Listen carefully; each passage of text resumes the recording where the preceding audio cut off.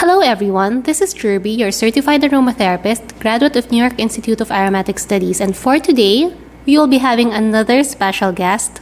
Actually, it's not her first time to join us. Please welcome Balot Del Rosario.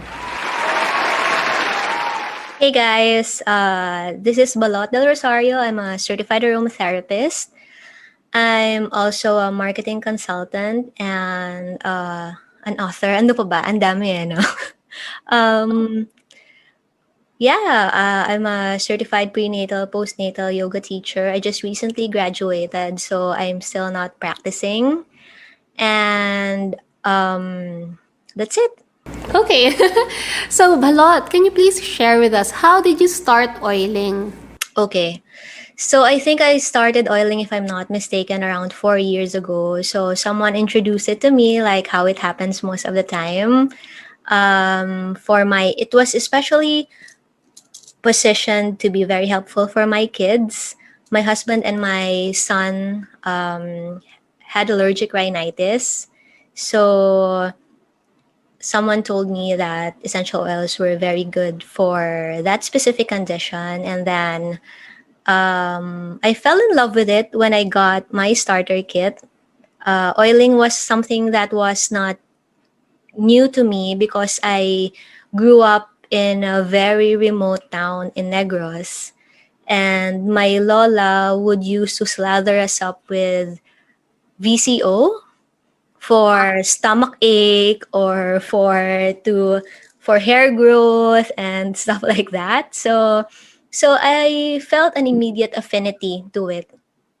And yeah, I've never stopped since I used it, so there. So going back, when did you start oiling again? What year was this? 2016, I think, yeah. Wow, so what made you decide to take the course like officially?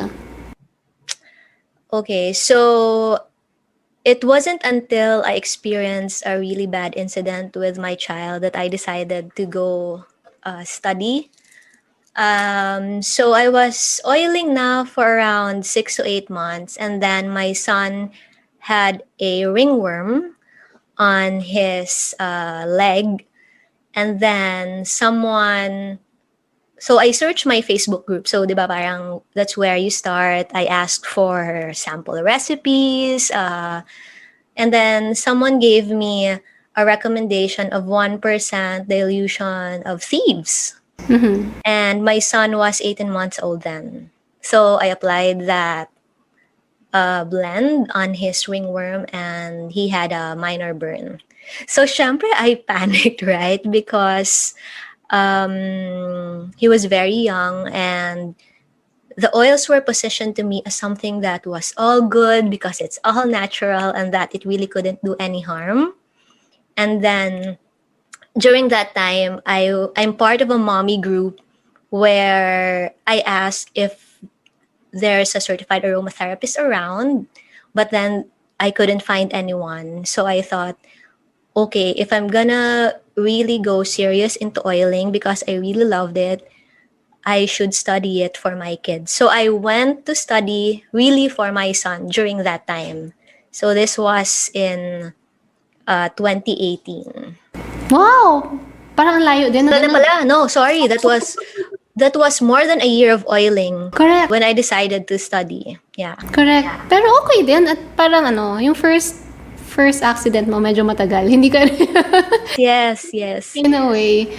Kasi usually when I meet like students, they tell me like 3 months into oiling, ganyan na. So parang natutrauma sila. I did my research before, so I'm a natural born researcher. So I knew about the 1%, 2%, 3%. So I was staying within that range. But the thing is, they don't teach you about dermal ranges of specific essential oils. And when I studied, I was so surprised that that specific blend would have clove and cinnamon bark, which is a no-no for kids. So it's a bad generalization that 1% is all that you need to know, diba? Correct. So I was a pretty safe oiler even before. And so staying within that 1 to 5% range because, I was also reading on several blogs, ganyan. But yes, unfortunately, that 1% burned my kid and dun ako natakot. And then when I was studying, I think around that time, my sister was here then. She had she had very sensitive skin, and she applied a roller blend, um, and then she also had hives. So parang, oh wow. So I dun ko na realize na it's really not that safe after all. So yeah, that's how I started in this crazy journey of ours. Okay, so from the time you took your certification, you did it pretty fast. Parang ang bilis mo rin natapos. Yeah, medyo I got so addicted to it. Like, when I started October 2018 and I finished Feb 2019, so 5 months. I was asking the school, like, how long does it usually take for someone to finish the course? And they said, na usually 6 months to a year. And I was working then. Oo nga. I was really up like until wee hours of the morning studying for the certification. And I think the most difficult part would be the case studies, diba? Kasi you had to go back and forth with your clients to check if the oils work. I'm not sure if that is how it is with your school, but it's something like that. Like, I would get 5 clients, and then I would make 3 blends for them based on the concerns they have. So I'll give them a blend and they would try it for 2 weeks, and then they're gonna revert to me if the blends are working, and then I'm gonna make them another blend. So imagine how tedious it was, yung back and forth. And then after that, you're gonna submit pa the paper for the school to check and stuff like that. So yeah, fast na ba yun? Maybe. How long did it take yours? I got mine in 10 months. I finished it in 10 months, but I really finished my paper in 2 days. I mean, my case study in 2 days. Kasi I worked backwards. So parang, since I've been teaching, had workshops, I meet a lot of people, I get to let them try na my blends for free. So parang, dun pa lang, nagko-chronicle na ako. Kaya nung natapos ko yung module, it was like parang ano lang, tinatabulate ko na Coding na lang. Oo, kinochronicle ko na lang yung mga nangyari noon. So the case study was fast for me. Pero in our school, we were told na the normal time frame is 2 years. Yeah. So, ikaw, 5 months, super fast na. I know someone, yung batchmate ko, like yung sabay kaming nag-enroll, but she's based in Hong Kong. She finished it in 4 months. Yun, isa pa yung wild. So, ano na kayo, mga achiever na kayo niyan.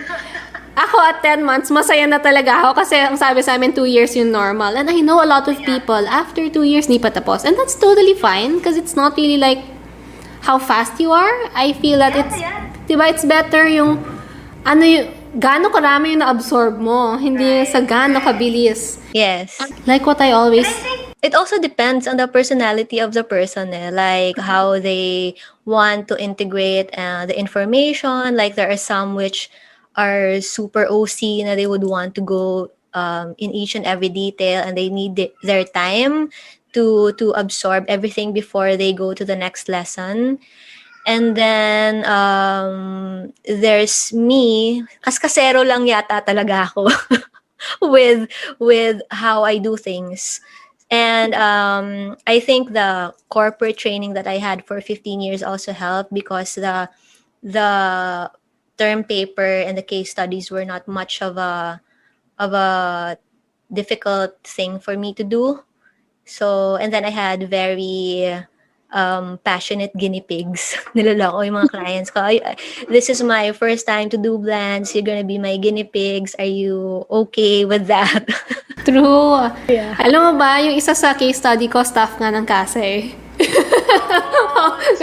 Ganon ko, sino-sino lang. Yung parang, sino mo yung mag-try. Tapos, chronicle mo lang, ganon. Nakakatuwa. And yun nga, like what you've said, that's the point that I want to go in next. Kasi kahit na, like right now, I'm very happy because a lot of us certified aromatherapists here in the Philippines, at least, a lot of us are Coming forward, di ba parang si Ira, and then meron din yung dahil sa mga thread recently, sabi nila they're also taking, which is also fun, and it's really nice kasi, like what I told you before, na even if naman marami tayo, and even if, like I went to Ira, same school kami, there will always be topics or modules that would stick to her better, that would stick to me better because of our interests. Like Right. parang there's a 40 for me and you. So parang with you, can you please share with us your parang focus? Saan ka nag-focus with your study? It was more natural for me to lean towards children because I have very young kids. Santi is 4, Lucia is 2. And then for those who know my story, I had a very, very challenging time before I had them. So I had 2 miscarriages prior to my 2 babies. With my pregnancy journey, I had 2 miscarriages before I was able to have them. I had autoimmune disorder, so my body was rejecting my babies.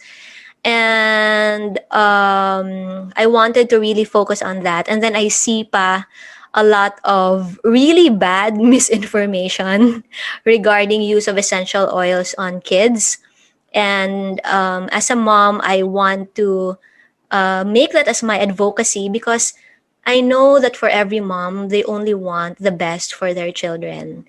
And the problem lies if the information or the source of the information is not something which is accurate and safe. Kasi sometimes, di ba, when someone sells you an oil, you would think that the person who's selling you that oil, or if you can see as well in the oily groups, that somehow they have more experience than you.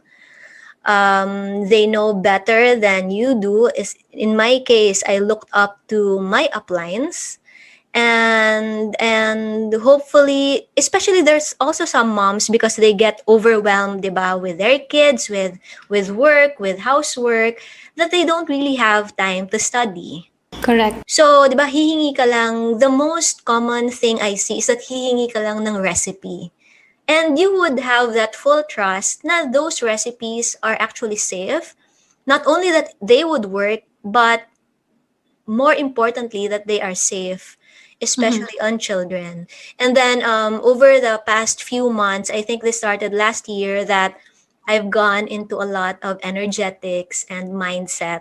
So I'm now studying conscious parenting, where we respect our children as not our property, but souls with their own bodies, ganyan. And sometimes, like for really young kids, we don't know if the oils are affecting them negatively na, di ba? So that's why one of the premise that I promote, and this is very personal to me, I think there are different guidelines between schools, di ba, on how young you can start with oils. But for me, my reco, and again, caveat, it's up to you if you would want to follow this or not. My school is even more conservative. They promote use of hydrosols lang until like 5 years old.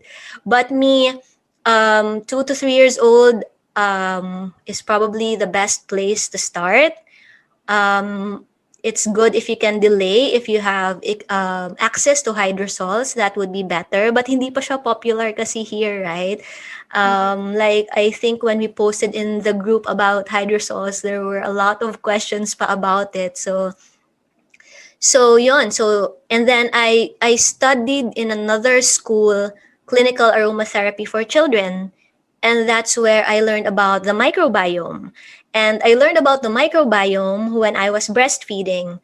Recent studies show na you have to give your children breast milk lang until 6 months to preserve their gut. Because so before 6 months, not even water, no water at all. So just breast milk if you're breastfeeding, and you introduce solids at 6 months. So the main purpose for that is microbiome health.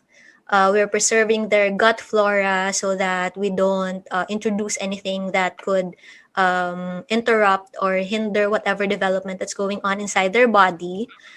Plus, I'm not sure if you've heard about unang yakap, and this is when When the child goes out of the mom, they give the mom kaagad to the Yes. they give the baby kaagad to the With mom. the mom. And the idea behind this, if I'm not mistaken, and from my own understanding, is that the mom should be able to transfer some of the good bacteria to the child, something like that, and creates a first um, bond or first connection. So that uh, idea was something that I resonated with, and it made sense to me because even when you talk to pedias, they would say they would usually delay talaga antibiotics. And if we look at the chemical profiles and therapeutic actions of oils, a lot of them are antibacterials. Even lavender is an antibacterial. So when you introduce this to the body at a very young age, like topical application, there is a risk based on this, yun nga, not study, based on, when we extrapolate the data, na it could possibly be interfering with the microbiome because I think it's until 2 or 3 years old that nagmamature yung immune system of the kids. So as much as possible, we don't want to break the law of natural order. So something like that. I like that idea, and I think na delaying oils is always a safer option, especially for kids. And by this time, na kasi na 2 and 3 years old sila, they're able to talk, right? So they would know if like the oils hurt or itchy. They can tell you, "Mommy, itchy," ganyan. So it's safer because you already have a feedback mechanism with the kids. So Tama. yeah. Galing. So I want you also to please share with us yung recent study about lavender and tea tree. Oh yeah.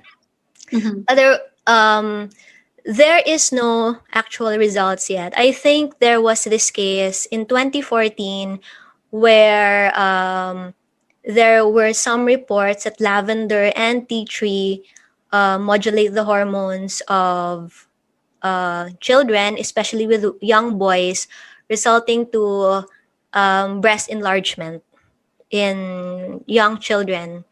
During that time in 2014, because I was reading this, I think they refuted it already. Na parang that's not true. That's not true. And last year in 2019, the school kasi who's doing the study is the school where I had my clinical aromatherapy for children. That's why I was able to receive the updates on this study. Now they are doing a really wide scale research because what they're saying is that kasi how they refuted it is that pwede siyang other ingredients. I think it was a body wash. So it could be the ingredients, not necessarily the lavender essential oil or probably the plastic, blah, blah, blah, blah, blah, blah. But then what they're saying nung 2019 is that we weren't able to isolate if it was really the plastic or if it was really the essential oil or if it was other ingredients in that body wash. So because it's not black and white, you really can't say that it was not the oil. So last year, NAHA, which is the National Association of Holistic Aromatherapy in the US, Tisserand Institute, and Franklin, nag-iba na kasi sila ng name but the previous name was Franklin School of Integrative Health Sciences. So the head teacher there is really a researcher. So they launched a really big study. They even asked for supporters to launch a clinical study, a trial using lavender oil on kids, just so they could rule out if lavender and tea tree is really not causing hormone modulation or something like that. So the position naman of NAHA in this is that as of the moment is that as long as you stay in the safe dilutions, probably it wouldn't be much of a problem. So for children, 1-2%. And if you don't use it naman every day, right? If you don't use the oils every day, so that is their position. But until that study comes out, I think it's gonna come out end of the year, although COVID happened, so I'm not sure how their testing went. Yeah, we really couldn't say if it's the oil causing that hormone regulation. In the article that I've read naman, I'm not sure to ano yung source, but it's definitely either from New York Institute or from Tisserand. Kasi dun lang naman ako nag-take ng mga short courses. Ang sinabi naman doon, they were debunking the 2014 findings because of the contamination of the plastic, of the container itself. Yeah. So yun naman, ang hanggang doon naman yung nabasa ko. So yun din yung sinasabi ko sa classes, like whenever I have workshops, in the span of 2 years, from the time I studied 2018 up to today, 2020, ang dami nang nagbago, right? Yeah. Even the names of the schools are changing. Even the coverage of things are changing. There are so many recent developments that we really, as certified aromatherapists, we really have to keep abreast talaga, like update our knowledge, update our information. And I'm very curious of all the things that you've put your focus on, like aside from children, clinical, ano pa yung mga iba mong pinafocus? Like ako, it's always animals and beauty. How about you? What's like your favorite topic? I love what you said a while ago na it's really nice to have more certified aromatherapists because it's really different. Like you would have your own following. I would have my own following. Hill, Ira, ganyan, would have their own because we focus on a lot. And para siyang medicine field na there's so many subspecialties. And more than the specialty, I believe in the energetics of things. Like more likely, my clients are really moms kasi that's what I talk about a lot. Or people from, I don't know, my yoga community and stuff like that, because I talk a lot as well about chakras and ganyan, which I'm going on to in a bit. And I'm a big believer in mindset and collaboration more than competition. I mean, there's 7 million ba? Ilan na ba 100 million na ba ang Philippines? Ilan na ba ang population natin? Hindi ko na inaalam. There's like millions and millions of Filipinos and we can't hoard them all. The market is so big. We have a very abundant, source na you can't really cover them all. I mean, it's just greed, diba? If you want everything for yourself.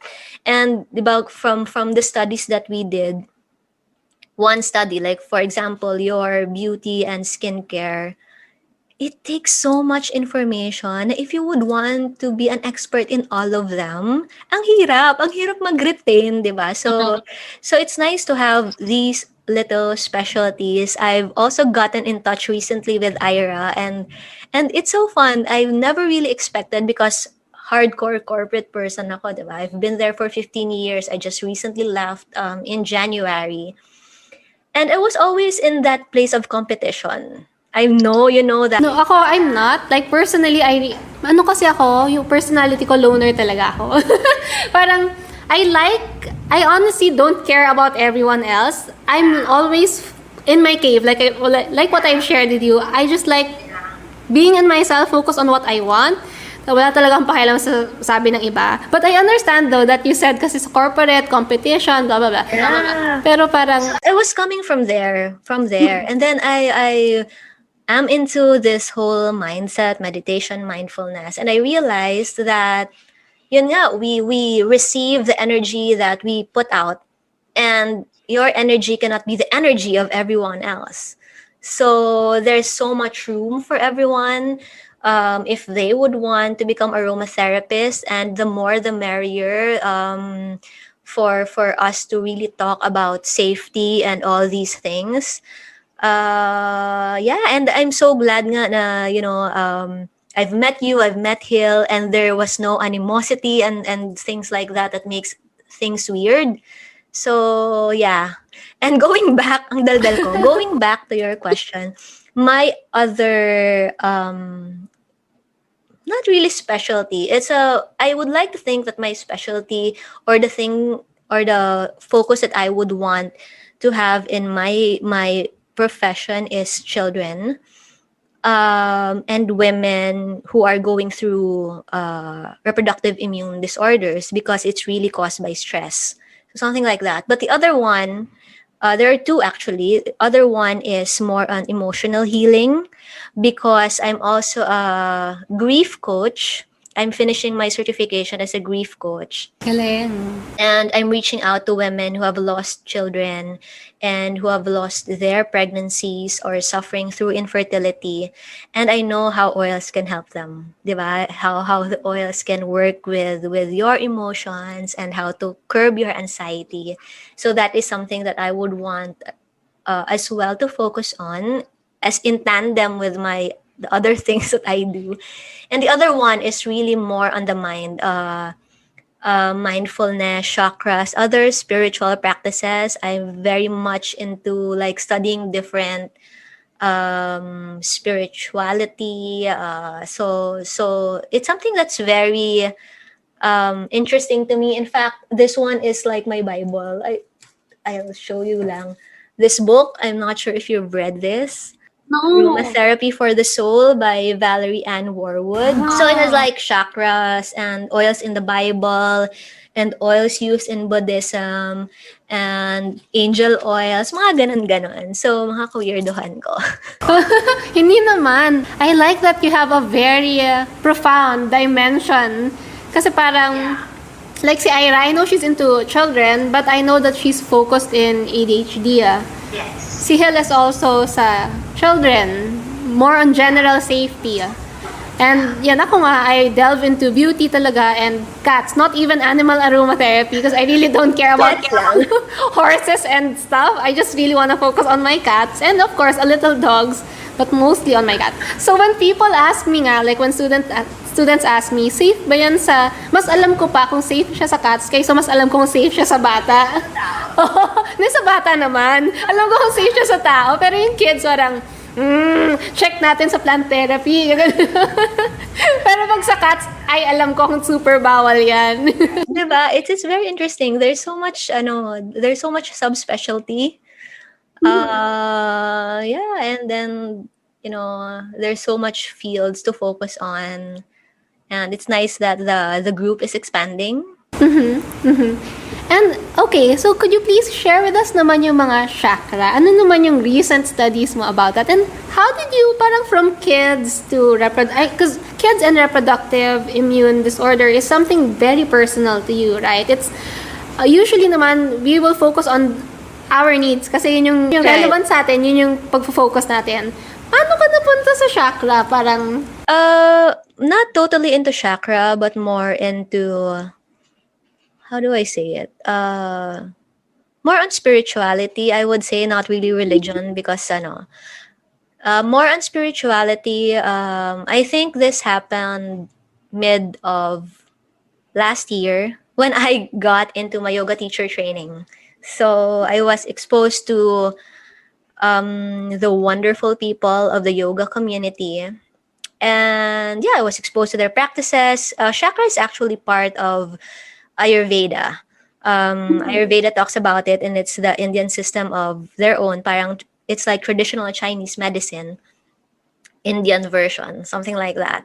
And I was leaning towards na kasi these healing modalities in the past, because with my condition, when I was trying to get pregnant, we were doing the Western medicine thing, which I think was very, very helpful. But I was also going into the traditional Chinese medicine route as well in tandem with my Western medicine. And I found it very helpful. Yeah, so I met a TCM doctor who's also a nun. So that started it. Plus nga, I came pa from the province and albularyos are very popular there. I basically grew up with hilot, who I call my nanay. And yun nga, they keep on slathering us. It's just, that is my group as well, Lana. Lana is actually a Hiligaynon word for VCO. So I was very familiar with that. So it was during that time na, yun nga, after my yoga teacher training, that I was exposed to a lot of practices, meditation, specifically mindfulness. And then that's where I learned about chakras, and I found it very, very interesting because while there are no scientific evidence about it, there's a lot of books already that talks about it. Joe Dispenza is one of them, and then my mom died in December. She was hit by a pickup one I'm ordinary sorry. day in 4 days before Christmas. So I had to rush to Bacolod. And so there, I experienced a lot of, I want to call it awakening probably, that I questioned a lot of things. But even before that, last year talaga, I was going through all those questions. What is my purpose? Why am I here? Medyo nagme-midlife crisis na kasi ako. Like, what else can I do? Like, my best friend was asking me, what more do you want? Like, you've checked na you want to become a certified aromatherapist, and then you've already published your book. You're at the peak of your career. Why are you still so unhappy? And so I learned about all these mindset practices, and it was cemented when my mom died, and I realized that, because before I didn't really resonate with when they say na you don't have tomorrow, you only have today. And now it's very profound to me, like, we really don't have tomorrow, we only have actually the now, kasi we don't know. Probably, I mean, it could be very morbid, but we really don't know. It's not in our hands if after this call I'm gonna suffer a heart attack or something. Alam mo yun? Nothing is really completely in our control in the future. So I wanted to make the most out of what I have today. That's why I left corporate, because I felt like I was spending too much time in the office and spending too little time with my children. So parang then I realized, paano if I'm like my mom na one ordinary day, I'm gone? What will be my regrets?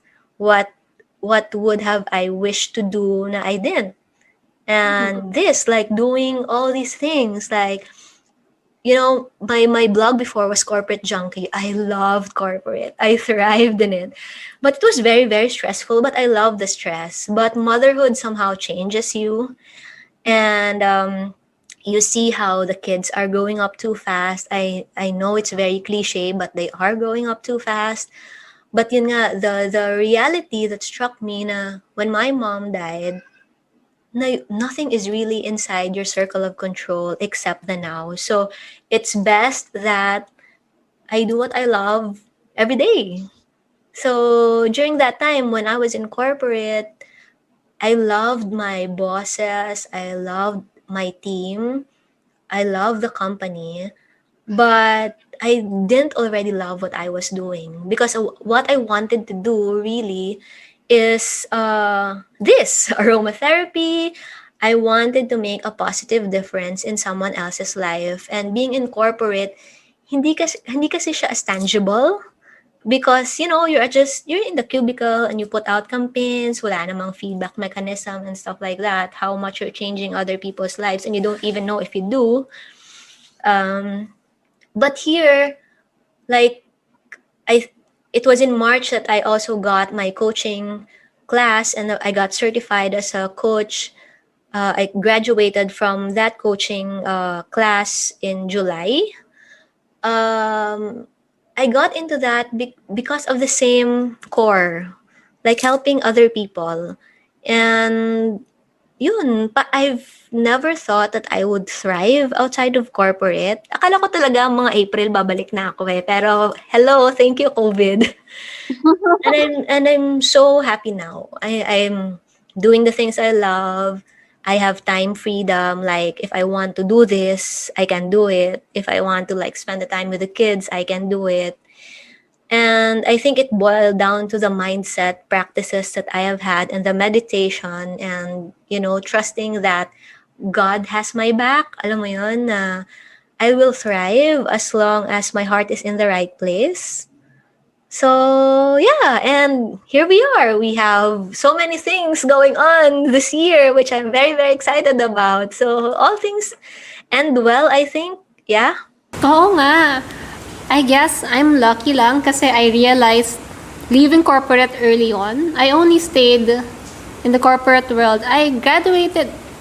Before I graduated, I already had an invite for PNG. So as soon as I graduated, nasa PNG na. Tapos dire-diretso na, 10 years.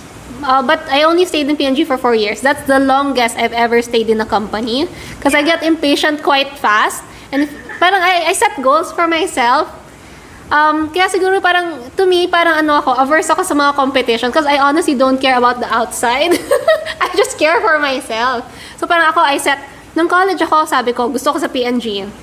So bad that I didn't even fill out my application for Unilever when they sent the invite. So I just tap on it. Tapos, so kasi ang rationalization ko, either I get to my top choice or wag na, totally different industry para walang sour graping. Yeah. So I got in, stayed there for... Nice, no? Huh? 4 years? And Yeah. Tapos I went to a local pharma. Kasi sa PNG, I got in as finance. But I really wanted to be in marketing. Yeah. Tapos, in PNG, in 3 years, we get to rotate. So, nakapag-rotate ako, pero hindi pa rin sa marketing. I went to forecasting. And while I'm okay with numbers, sabi ng mga boss ko, kaya ako napasok sa finance, kahit advertising graduate ako, ang degree ko, it's under marketing in LaSalle. Sabi ko, bakit ako nandito? They were really, they liked my scorecards in my math subjects, kaya ako kinuha. Yeah. So, napalipat na ako sa iba, hindi pa rin marketing. I told my manager, I'm also very vocal. As you may know, I'm very frank. So, I tell naman everyone that has to be told na, okay, this is my goal and I need to be in this spot by this time. So, pero hindi naman ganun ka-straight, okay? Medyo may galang naman. sabi ng boss ko, oh, you have to wait for 2 more years kasi nga every 3 years yung rotation. Sabi ko, Yeah. no, I can't wait for 2 more years, sabi ko. Kasi to me also, time is very important. Like if you know me, even my sisters or even anyone who has worked with me, I'm very anal talaga with time. So I know what you... Oh, yeah. Oh, I know what you mean na parang there's only now because that's like my life's mantra. There's only now. Okay, let's do it na. Yeah, right. So yun, blah blah blah. And then I realized my last post was with Avon. Luckily, at that time, I was able na to get my dream job. I was a group brand manager for Asia na. Tapos cosmetics. So it was a really fun role. Kaya lang, I was in clash with my boss at that time. So I was busting my ass, working so hard. I wasn't even sleeping. But I was okay. As in, para lang akong sira na, sige pa, kaya ko pa to. And I'm not complaining. I'm not complaining like, as in, every day in the office, she's been like screaming, yelling my name. Parang trip lang niya talaga akong pagalitan. Pero carry lang kasi I honestly don't care. I know naman my work and I know it's okay. So parang kebs lang ako.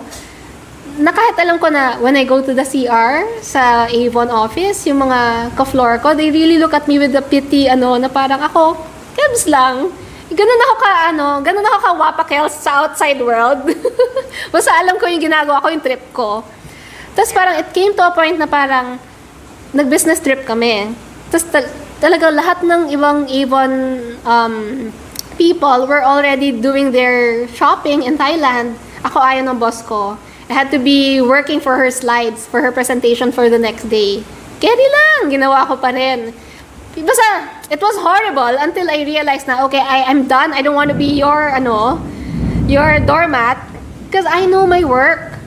Tapos, I resigned then and there. Na bad trip ako, parang I remember it was holiday, araw ng kagitingan talaga, April 9. Ikaw na eh. Sabi ko, ayoko na nito. So, I submitted my resignation. HR called. Tapos, yung one-up manager called. They wanted me to not submit it. Sabi ko, no, I can't na. Tapos, parang they even wanted to shuffle the bosses for me to stay. Sabi ko, I also can't have that kasi parang politika na yan. Yung parang, di ba, makikita na, I don't want that messy situation. I just said na, okay, na lang. Because my dad is taking me to his company, business, or family business, pero hindi. Hindi talaga Avon. Nag-resign lang talaga ako.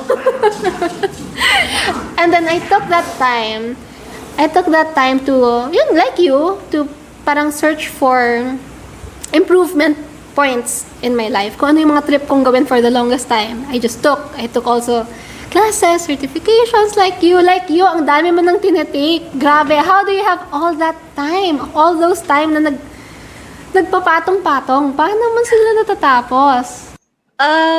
My mindset coach, Martine De Luna, I met her. I've worked with her for 10 months na now. I know, longer, a year now.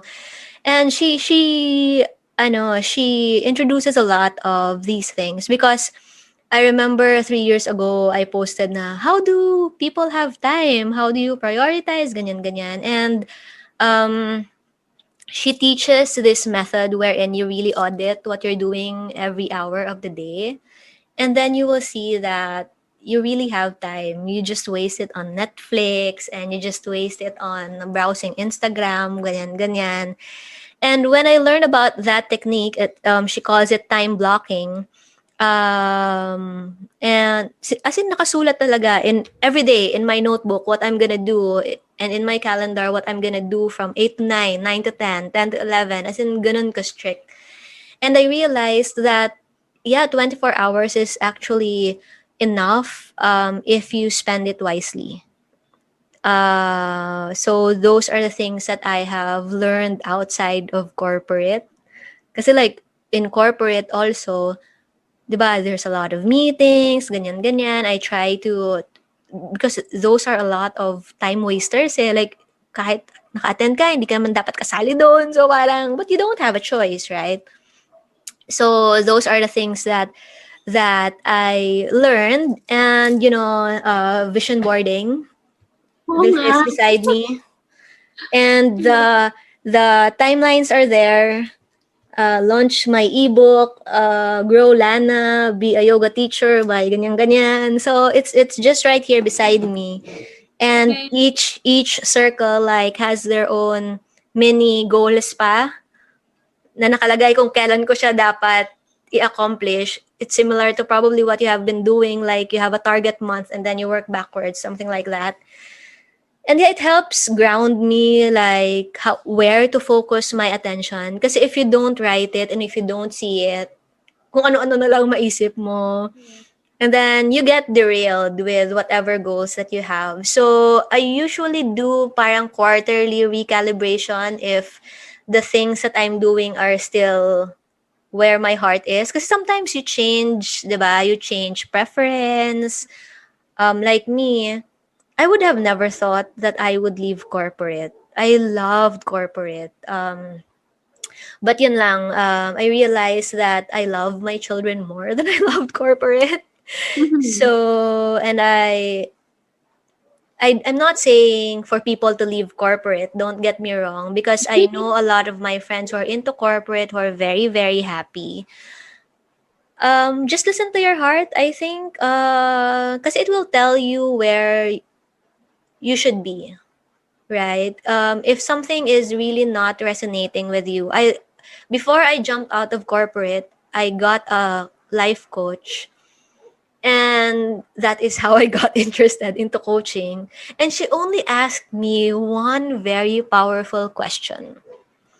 Because I was telling her, I don't know if I should leave corporate or not. Kasi, I don't know if I can survive without a regular income, blah, blah, blah, blah, blah, ganyan, ganyan, without the Medicard or something like that.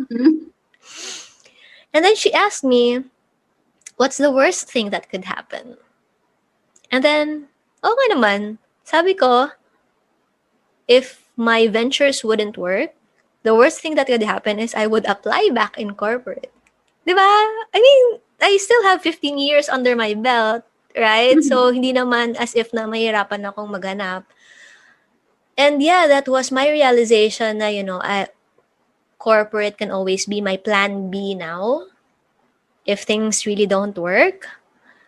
But sink or swim. And pag wala ka na kasing option, kasi during the time that I was juggling the business and the teaching and corporate, kahit hindi na ako mag-teach or kahit hindi ako maglabas ng mga ganyan-ganyan, module, or kahit wala akong orders, okay lang kasi may sweldo ako. But Correct. then now that this is my whole business and my consultancy, which is another thing, I realized that I could thrive outside of corporate. And hopefully it stays that way. Hopefully.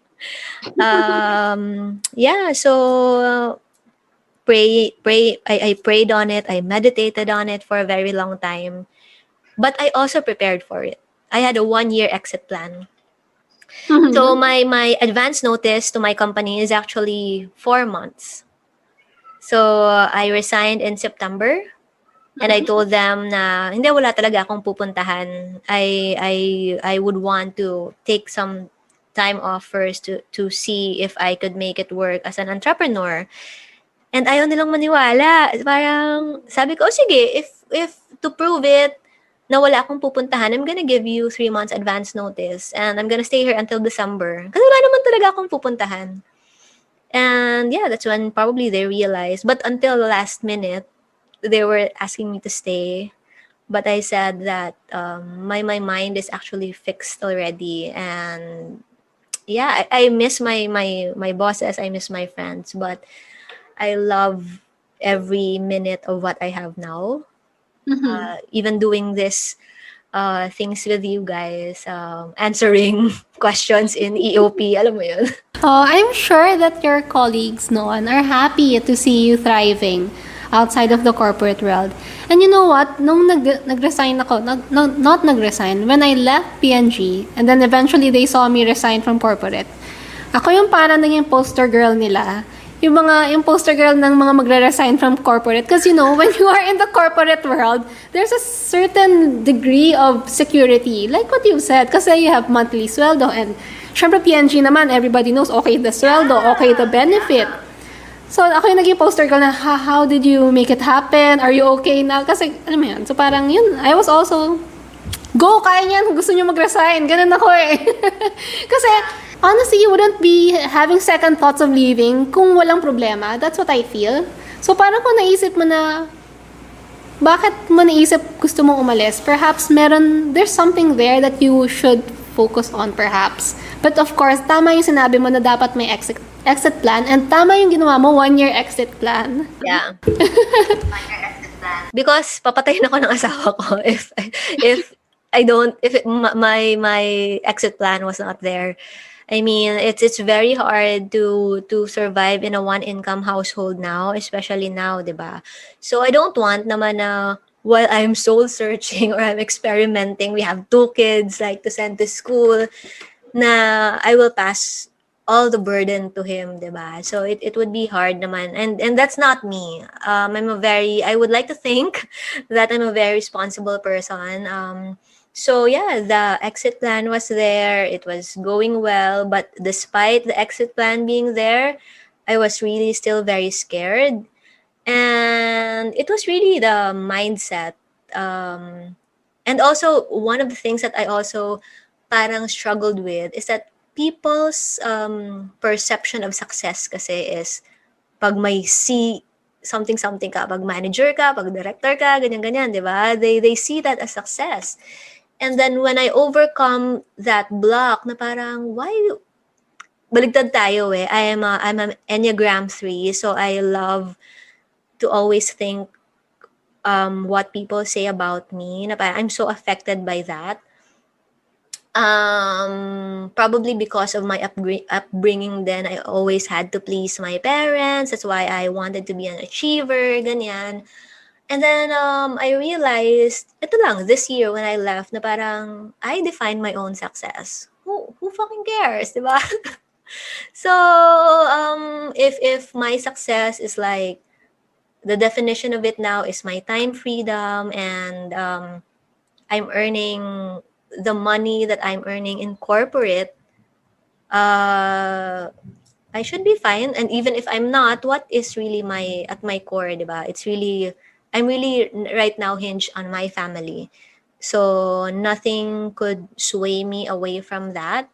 Although it's hard now, grabe, like the COVID thing where you have to balance the kids and working. It also gives you a lot of mom guilt. Yun nga sabi nila, especially for those working at home, na it's harder kasi the kids see you working, tapos parang they would feel na you're prioritizing your work. But I was also trying to parang journal about that. And then I told myself na each hour that I'm spending away from them doing work is actually an hour of securing their future, di ba? Like providing for the family, putting food on the table, and it's not something that I can't do. So I've removed that guilt already na parang if I work naman because of them. So sometimes kasi, you know, you'll remember this when you'll have kids in the future. Oo nga. Oo nga. Kaya parang I was about to say, hindi naman buti na lang, pero it's just so magnified to me right now. In a way, pareho tayo ng pinagdaanan kasi I love corporate. I honestly do. Like in college, I envisioned myself growing old with P&G and all that blah blah blah. All that narrative in my head. So, when I had to leave corporate, nandun na ako sa point na this is my dream role ever since I was young, but I had to leave it because of the boss. It was a really parang crossroad for me, pero I'm just, mas rash lang ako. Parang, game! Quit kung quit! Ganun lang ako. And I honestly didn't have any exit plan. Even my parents were really concerned about me at that time. Kasi parang, and at that time, ang positioning ko pa sa gusto ko mag-resign kasi gusto ko maging YouTuber. Talagang with full conviction. And then, my parents wouldn't understand, what's that? Binigyan pa ako my dad is someone, like a typical Chinese parent na who's never shown emotion, ever. He was so concerned, binigyan niya ako ng lavender calming gel. Ewan kung saan niya nabili. Binigay niya sa akin para ipahid ko raw sa baka kailanganin ko. Sa mga decision mo sa buhay. Oh. So yun. I'm just very, pero siguro lucky lang ako kasi nga, I'm still single. Wala pa naman akong anak. So parang, it's just me. Whatever I You can do. do anything you want. Whatever I do, it's just me. If it didn't work, ako lang magsasuffer. Right. Probably my cats, kasi wala silang makain. Yeah. That's Pero true. it's just me. So if you have kids, you have to have that exit plan. Correct. And it's just more complicated. Like you said, diba? Kasi parang every time spent to something else, you'd really feel that, and especially pag nakikita ng kid and nag-voice out na mommy. Diba? Parang it really melts your heart. Because I see it with my nephew and my sister. Not with me, pero nakikita ko rin yung dynamic na yun. So I'm just curious, Balot, in your typical weekday, what do you do? Where's my calendar? Ay, wag mo na. Summary lang. Well, right now, most of my time is really spent on, my mornings, I would usually start with my prayer and meditation. It would usually take me around 30 minutes to an hour to do that when everyone's still asleep. So that's my me time. And then I tend to the plants. So I'm also a plantita. I'm just basically giving a rundown of my day because that's how it is. Because of my time blocking, it's pretty much consistent. Then if it's my workout day, I do workout because I'm only on a every other day workout. And my mornings, half of them would be with the kids and half of them would be on my own businesses, Lana or my coaching. And then the whole afternoon would be spent on my consultancy. So, fixing clients' problems. I help them with their marketing kasi and their social media management. So that's what I do. And there's a lot, not naman a lot. How many clients do I have now? 6 clients. So I make sure that their campaigns are running smoothly. And then in the afternoon, we take the kids out. Nagdadrive kami around the village because I see that they're already suffering from cabin fever. So we just go out. They look at cats and dogs on the street.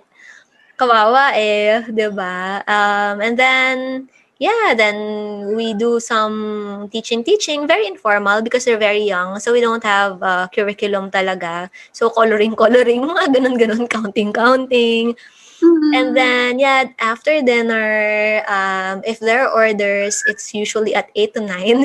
Siyempre, naka-structure talaga, 8 to 9 p.m. 9 to 10 is my study time, whatever that is. On that specific day, naka-allocate kasi yon. Like, kunwari, I have so many courses, like you. Correct. Like, kunwari, 9 to 10 on a Monday, or MWF if it's about aromatherapy.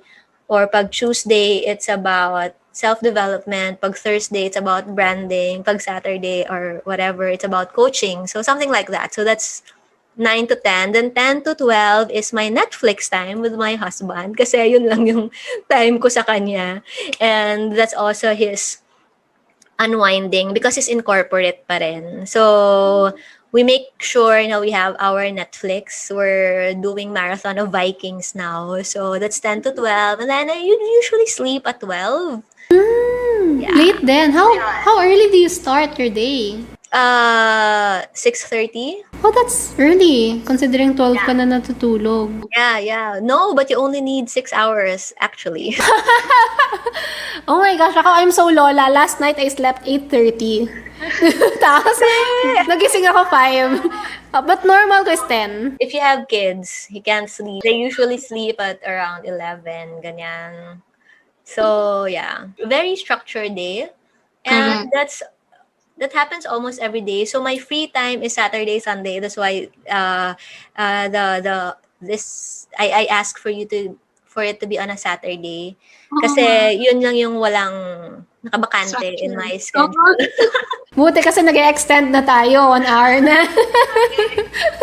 Alright, balik tayo sa iyo. Yes. Okay, so for essential oils and children, could you give us some tips on like, what are your favorite combinations that you use for your babies or your kids? And usually ngayon, ang nakukuha kong question is for focus kasi naka-home, home study setup ang mga bata. Ano yung marirecommend mong focus blend and ano rin yung usual mo na ginagamit mo for your kids? Okay, so for focus, I haven't really used it on my kids. To be very honest, I use oils very sparingly on my kids because I treat them as medicine. Correct. So I only use them pag kunwari they have flu, they have cough, and I don't use them every day. If every day is just diffusion, environmental diffusion, we have a room. Well, my room, the kids are not here, so yeah, and pampagising, peppermint and Siberian fir. But to answer you for focus, what I loved and what has been working with some of my clients would be Petitgrain. Then I'm not sure if this will be kasi this oil, you don't like this oil, but I find it very calming because when you try to make a focus blend, somehow it should be a very calming oil but not sedative. So you don't like this oil, but I love it. Vetiver. So, di ba sobrang tagal lumabas sa bottle. So that one, sweet orange as well is and bergamot for diffusion. But bergamot not so much for diffusion lang kasi there's also phototoxicity, although the dermal range is quite high. So those oils, and well, the usual lavender, frankincense, ganyan. But my go-to would be the Petitgrain, bergamot, vetiver, and what else? Sweet orange. For your kids, ano nga ang favorite mo to use with your kids? Like, for any specific concern? Yeah. For my kids, we never run out of hydrosol. Because Sophia is just 2. And sobrang hilig siyang kagatin ng mga kung ano-ano. And they have very sensitive skin. So, ang nagpapapanta when may insect bite. And I would never run out of chamomile hydrosol and helichrysum hydrosol. Grabe. Where as did in- you those? No, plant therapy. Ay, okay. Kay Hill ba? Or do you... Aha, okay. No, I get. But it lasts a long time. Like I'm ordering now. My last order in plant therapy was in January. So the hydrosol actually stayed 8 months. 10 months. How October big? na pala, sorry. Gaano kalaki yan? Yung maliit lang? Oh, maliit lang. Yeah. 4 Oh, 4 ounce. ounces, yeah. So yun nga, di ba, we were talking about it now, when you use the oils correctly, it would really take you a long time to finish a bottle.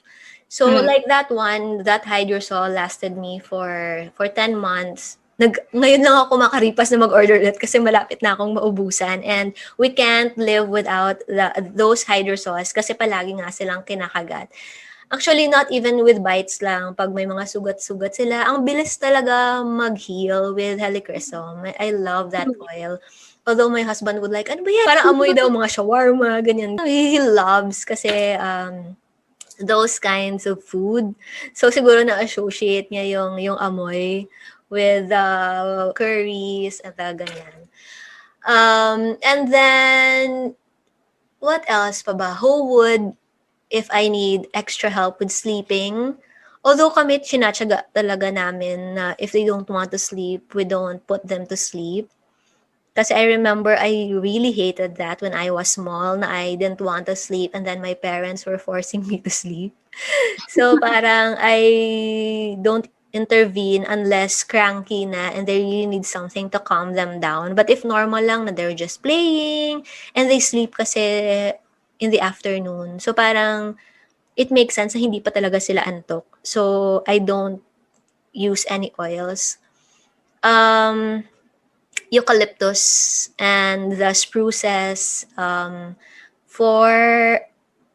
one thing that was very, very effective for us for cough and respiratory distress is cedar wood. It's so amazing. Sobrang, I love that oil. Although when I first started it, I didn't really like the smell, but I realized that I like a certain kind of cedar wood, the Virginian cedar wood, Juniperus virginiana. Anong brand I yan? like that one. Sorry? Saan brand? Casa de Lorenzo. I love the cedar wood of Casa de Lorenzo.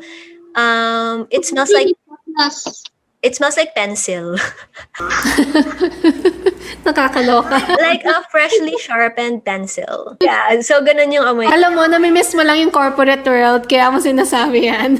Yeah, probably. But the other, like the Atlas kasi and the Yeah. Himalayan, parang wala lang siyang amoy. Diba, the cedar woods kasi are very, very faint.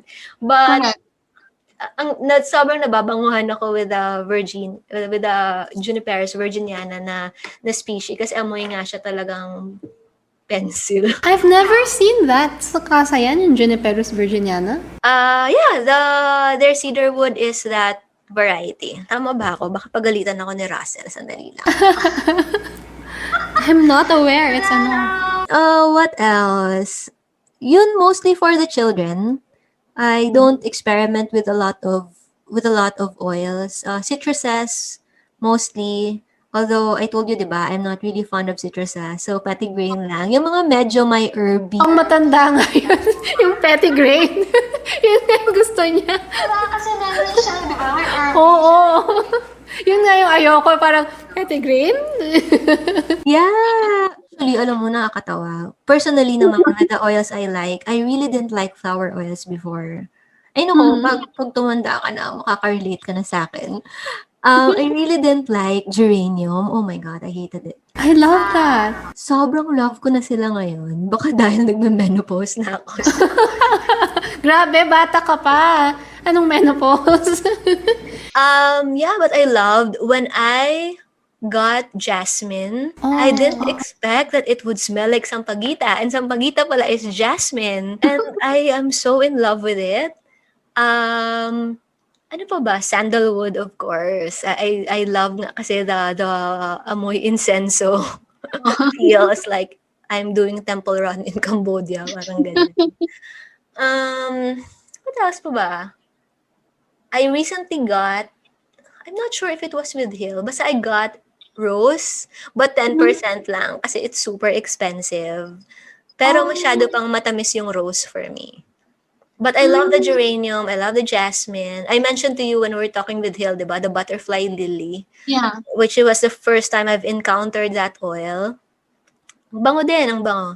It's a blend, right? Anong nasa loob ng blend? I don't think it's a blend. Oh, it's a real flower? Yeah, yeah. Oh, never heard. Wala kasi ako nung bote. Kasi like you, she also gave me a sample, you generous friends. Oh, sige, I'll search for it. Flower. Oh, never heard. I do have jasmine. I have all the flowers talaga kasi actually, personally, when I was young, I hated floral scents. I really hated to the core. Pero when I started studying na aromatherapy, I'm so drawn to them. Like, I have rose. It's one of the first few oils, expensive oils that I got. Jasmine also. Ilang-ilang also, super favorite. Parang binubudbud ko sa... Talaga, I hated before ilang-ilang. In one of the, I think it was, ano ba yun? One of the masterclass I attended, the oils, diba, sometimes your preference would change. And for Correct. those daw who are very drawn into flower oils, it's parang reproductive support kasi the flower oils. Yes. Diba? So baka ganun nga. Before, hindi ko siya need. Now, need ko siya. Wala na kasi akong uterus. So I need to like, Oh. Oh, wait, sorry. yes, Casa de Lorenzo cedarwood is Juniperus virginiana. That's the species that they. Oh, never ano. Kasi all the time that I'm there, we're always focused on their locally produced. Kaya hindi ko napansin yan. Sayang. Yeah. Oh, okay. So what else ba ba? Ano bang favorite oils mo? Oh, right now, I'm very into citrus YL. I still honestly use a lot of YL. I like YL oils. Oils are awesome. Yeah, but I also like a lot of other oils. Kaya ang dami ko talagang mga brand. But right Hindi now, naman kasi kailangan siyang this or that, di ba? Why do people kasi say that? Correct. It can't be black and white. The world is not like that. Correct. Tsaka, buti na lang, mas relax na sila ngayon kasi before talaga, they don't want that brand to be photographed with other brands. Oh yeah, that is the reason. I told you, di ba? That is the reason why I left YL. Oh, but now hindi na raw. I was reading the terms and conditions and I'm a banker, di ba? Sabi ko, oh my gosh. Nakalagay sa terms and conditions nila. I wrote terms and conditions every day for breakfast when I was in the bank. And sabi ko, ay, ayoko nito. Ayoko ng terms and conditions na to. I'll cancel my membership. That was the reason why I loved my YL oils as well. But I didn't want to get into trouble and I don't want to be constrained with just using YL kasi ba't ka pa naging certified aromatherapist? Correct. You don't want to experiment on a lot of oils. Because we have to respect, like, people in the provinces, ganyan, like me specifically, I'm thinking of the people from Bacolod who may not be able to afford a starter kit but would want to experience the benefits of essential oils, and you know, there should be a cheaper option for them na, because yun naman yung tinuturo natin eh. We educate that oils are really wonderful products for health and wellness, and like any other products, there's highly priced, there's mid-range, there are fakes, and not pure essential oil. So, you know, we should provide different options as well. Correct. And we should look beyond the brand. Hindi puro dahil yung brand. Parang, di ba, tapos na tayo dun sa brand na yan. True. Okay, wait, Balot. Like, through the course of you studying aromatherapy, I'm sure you've tried a lot of brands here in the Philippines, perhaps abroad. Have you ever come across any brand na parang dubious? Yung parang, there's something off with this. Alam mo, hindi kasi ako katulad mo. You experiment with a lot of oils. Kasi, why ba? Why nga ba? I don't experiment with a lot of oils eh. Like, there's very few that I've tried. Oo nga, you haven't tried doTERRA. I had to send it to you pa. To be very specific, I only tried YL. I tried Aromatics International because my school is affiliated with them. I tried RMO, Rocky Mountain. I tried Eden's Garden. I tried Plant Therapy. Locally, of course, Casa de Lorenzo, and then Zelaroma I got from Hill. That's it. Ang konti. Oo nga. So wait, could you quickly give us feedback on each brand that you've mentioned? Like, what do you like about this brand? Ano yung ayaw mo sa kanya? Quickly lang. Very tough. YL, because of the price. I'm a mom. I'm a very practical mom. And with the way I use oils, I couldn't sustain. Right now, I have 300 bottles of oils. Imagine if that is at the price YL. of each YL oil or doTERRA oil for that matter. Baka patayin na ako ng asawa ko at mamulubi na kami. So yes, for those people who would say na, hindi ka makaganyan because hindi mo afford. Probably. Yes, I could afford it if I want to, but I didn't want to Correct. spend money on that. And especially because I sell the blends and I didn't want to really jack up the prices because I want to make it accessible to people who would want to try it, like beginners, ganyan. So I sell the ready-made ones. But I love the YL oils. There's no ano naman there. There's no contention naman there. I still have my abundance. It's with me for 2 years. I only diffuse it, so it's like there forever. I know you don't like it because it's like patchouli and all the musky smell. Casa, of course, the local oils. I mean, the advocacy is just amazing. Like, going out there to look for oils that are endemic to the Philippines and putting it out in the market, diba? And you would know because when you smell an LME, it's really, really very fresh. Diba? It's really very fresh and you would know na they distill. And I've personally seen kasi the distillation and and the price points are not bad, right? Especially for the local oil. So for those who would want to try it. Yeah. Sorry? Especially pag nag-sale. Oh, yes. Hello, Russell. Russell, sale! Nakabang kami. Well, PT, plant therapy kasi because there are so many oils. So parang I'm gonna hoard them all. And the price points are okay. When I put them side by side naman with YL, because YL will always be my basis because I started with it. Diba? Like, a frankincense I usually get kasi 3 to 5 oils when I start with a brand. So that's lavender, that's peppermint, that's frankincense, that's lemon, and ano pa bang isa? Or something like that. Basta 5. And then I smell. And if I don't like the smell, so plant therapy because of its price and because I've experienced that it works well. Eden's, I like Eden's Garden. Sometimes more than PT. Sometimes. talaga? Oo, mas marami akong Eden. Eden's, bakit nga ba? I was turned off by one oil, Oh. honestly. Frankincense. I got a Boswellia carteri. And it didn't smell like a Boswellia carteri. I don't know if it was a batch thing or part of the distillation. But it was a very different smell. Sandan nga kita. Umuyin mo nga. Baka mali lang yung nakuha ko. But it didn't smell like frankincense to me. It was... Hindi siya carteri. I was thinking nga na it was more Feriana na variety because the aroma profile is very different than the carteri I'm used to.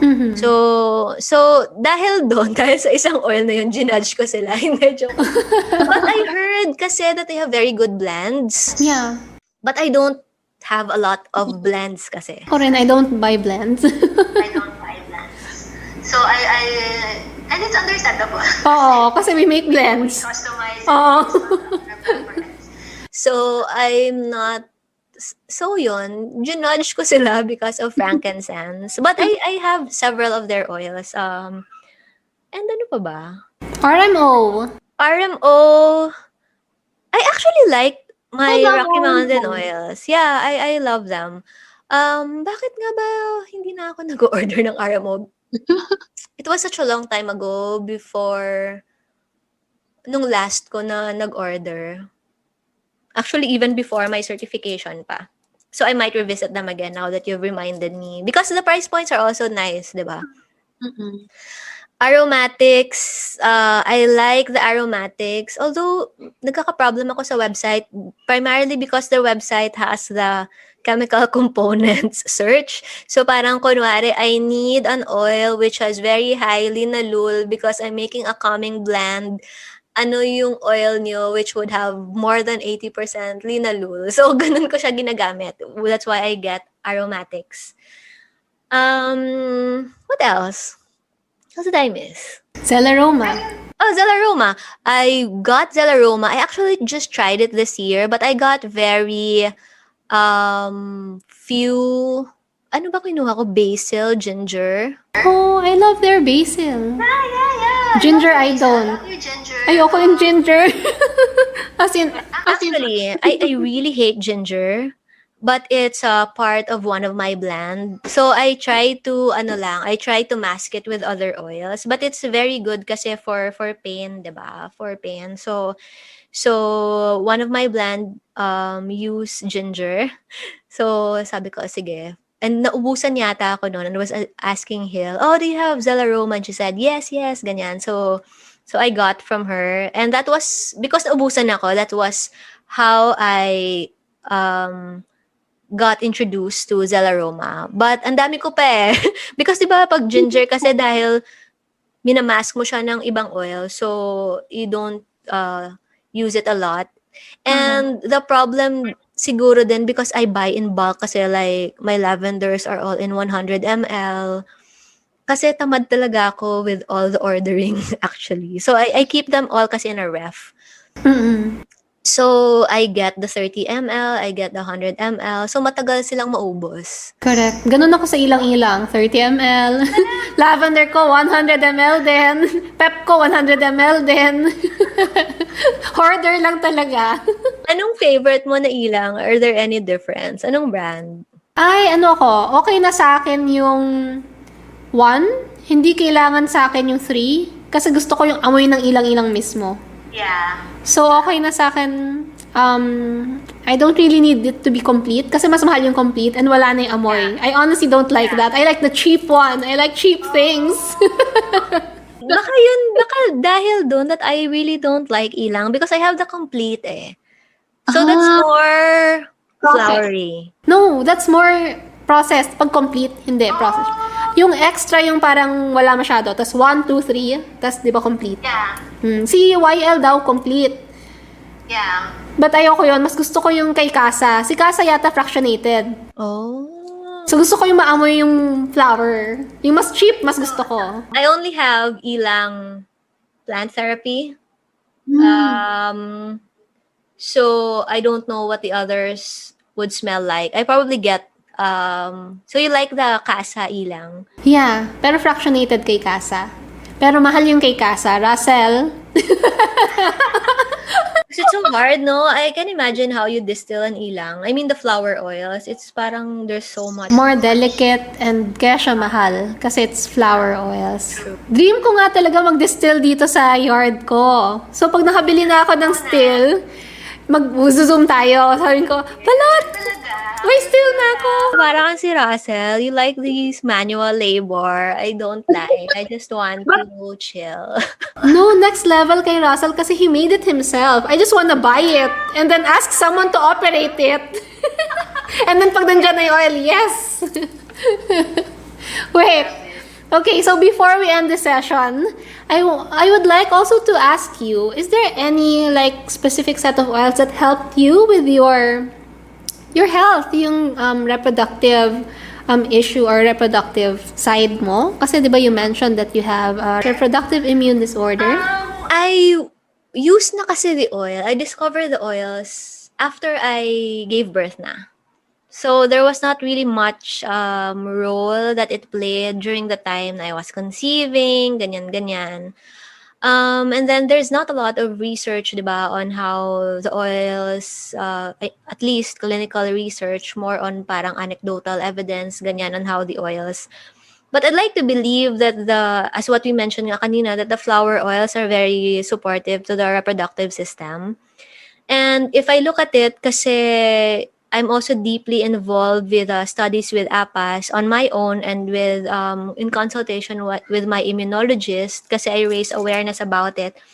And it's really caused by stress.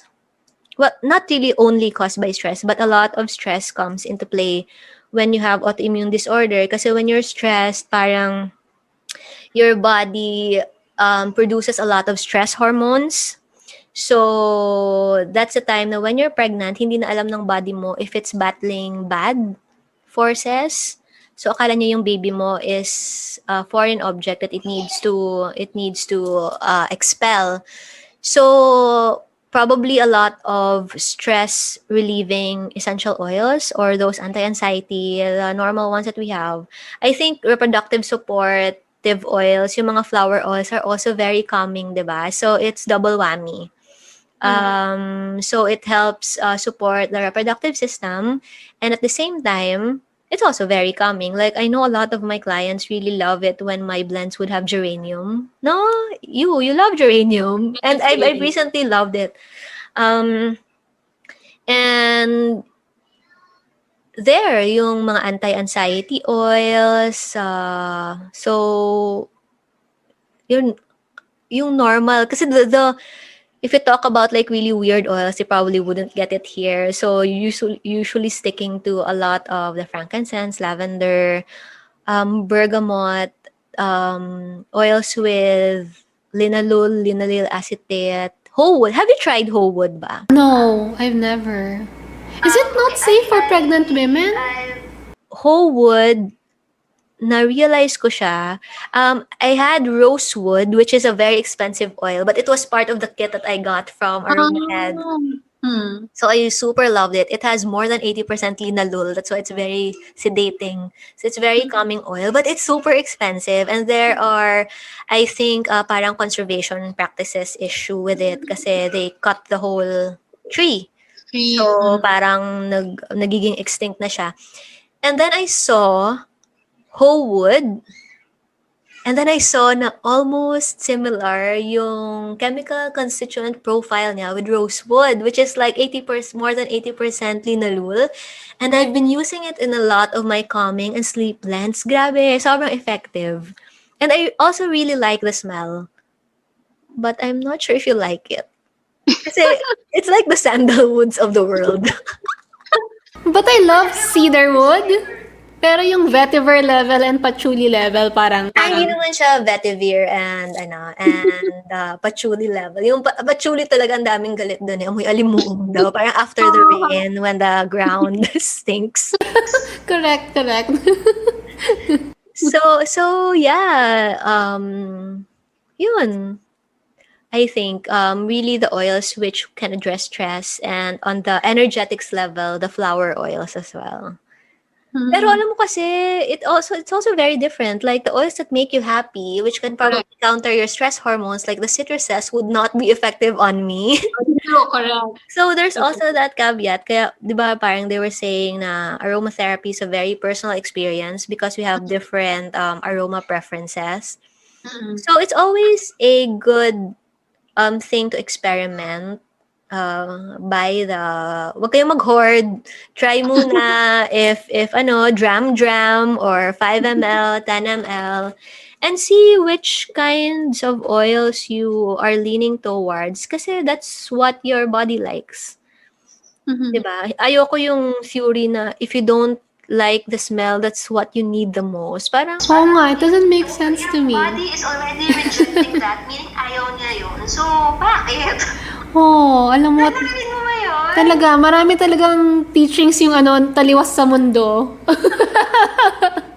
Hindi ko talaga naiintindihan ba't ganun dun. Diba? sometimes talaga ako, like, going back lang, just to cap it off probably on children, one of the most unbelievable things, I think I mentioned this to you, that I've seen in the group is that anoint your newborn baby with a drop of frankincense neat on the forehead. Tapos parang, bakit? Tapos yung reason pa, if it's good enough for Jesus, it's good for your kid. Diba? Dude, during time of Jesus, that was pure frankincense resin. That is not very strong. Distillation was not yet invented during that time. So, and I don't think that Mary, hinudhud niya yun sa bumbunan ni Jesus, diba? Alam mo yun? So, it really doesn't make any sense to me.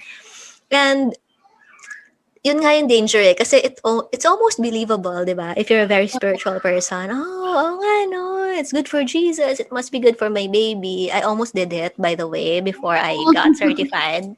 I was parang, I'll do this on my next baby.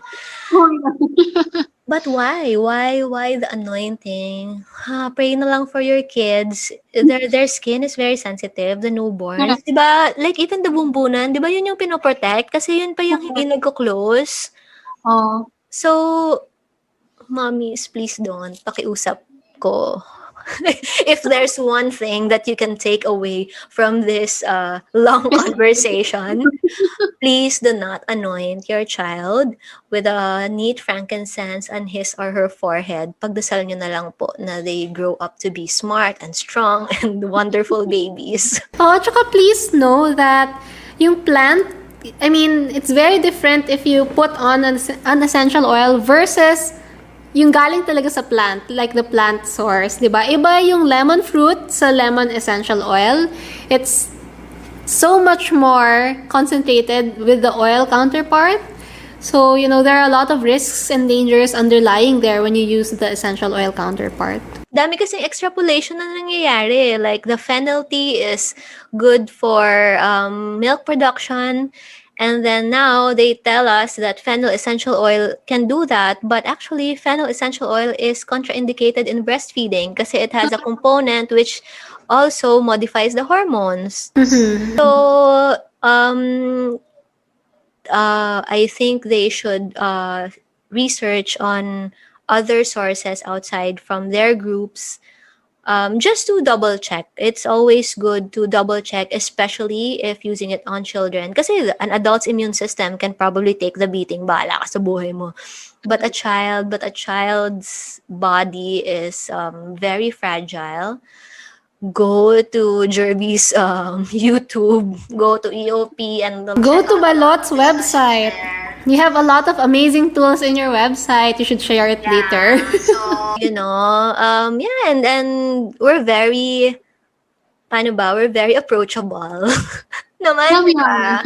And just feel free to get in touch with us if you have any problems. And not naman sana na, for my experience, magme-message na sa akin yung moms pag nasunog na yung anak nila. Alam mo yun. And during that time, the only thing I can do really is first aid. Because there's already an adverse reaction. We can't do anything. Wala naman tayong pharmacology background. And what I can do when those things happen is just really to refer them to an immunologist if it's an allergic reaction, or to a derma if it's contact dermatitis, diba? So, when those things happen, may nangyari na, that's when they, but also, the other thing to that is, sometimes pag may nangyari na, dun ka mag-start mag-aral. Correct. Like what happened to you. And the flip side is, kung may mangyari na, nasa na yung nagturo niyan? Di ba? Never heard. Nasa na yung upline? Wala. Or they just stop oiling altogether, which is something that we don't want din naman, di ba? Because there are safe and effective ways naman to use the oils, and they're very, very useful. It's just that, we just have to double check where the sources are coming from and if it's safe or not, especially on children and animals. Yes, I treat them as my children. Ano ka ba? I mean, I came to the point na I really consider not having any biological child. As in, ayoko, parang... We came to that point. Oh. We have two Akita for our baby. Diba, parang, bakit pa? Ito, masaya na, hindi mo pa pag-aaralin. Oo, every time my mom asks me, hindi mo pa ba ako bibigyan ng apo? Ayan, 55, pumili ka dyan. Where are the rest? You said you have 8 there. They are separated in different rooms and different houses. Oh my God. So, tas may kabilang house, nandun sila. Tapos, hindi sila pwede magsama-sama kasi cliquish sila, para silang in high school. Okay. Oh. Okay, so before we end the session, Balot, are there any announcements that you would like to share to our listeners today? Okay, it's in the works. We are coming out with a very exciting online aromatherapy summit. So we started this in October, and we just felt the need to have the summit to further educate people on the safe and effective use of essential oils, to empower them and give them more confidence on how they use essential oils, because we are very generous with the knowledge and we want more people to use essential oils because they are very wonderful products of nature. We just need to know the do's and don'ts and see if those resonate with you. So watch out for that. There will be loads and loads of wonderful information depending on what kind of oiler you are. If you're a cat mama or if you're an apas mama, or you know. So there. And magpapaulan kami ng oil. The more oils, the merrier. Oo nga, tsaka we want to, actually matagal na tong dream na ito. I mean, for you and for Hill and for me, actually, there are things in the works with this since last year. Of course, COVID happened, so nag-stop lahat. But it's just nice that Balot initiated the online conversion of it. And now official na siya. That's why we're very happy to invite you to join us in this summit, kasi we want to provide you a very friendly approach but safe to using essential oils. There's no selling involved here. Kaya huwag kayong matakot. Kasi usually, yung mga nakakausap kong students, takot silang mag-enroll or mag-join kasi bebentahan sila ng kit. So don't worry, walang benta ng kit dito kasi we are all brand agnostic. We love all brands. Nobody's gonna peddle any PSK here or any other kit here. Watch out for it and join Essential Oil Philippines and follow Jerby and me on Instagram for more updates about it in the coming weeks. So we hope to see you there, and yay to oiling! But Balot, I want you to also please share your website, any projects that you would want our listeners to check out. My Instagram is at callmebalot. My website is www.callmebalot.com. So everything's like that. Facebook is facebook.com/callmebalot. So if you're interested in reproductive immune disorder, aromatherapy, coaching, marketing for some reason, for some of you, then you can follow me in those channels. There's not much in aromatherapy, my aromatherapy business that I would like to plug in, except for the aromatherapy summit that we are working on. Since I'm focusing a lot on the summit and my consultancy for now.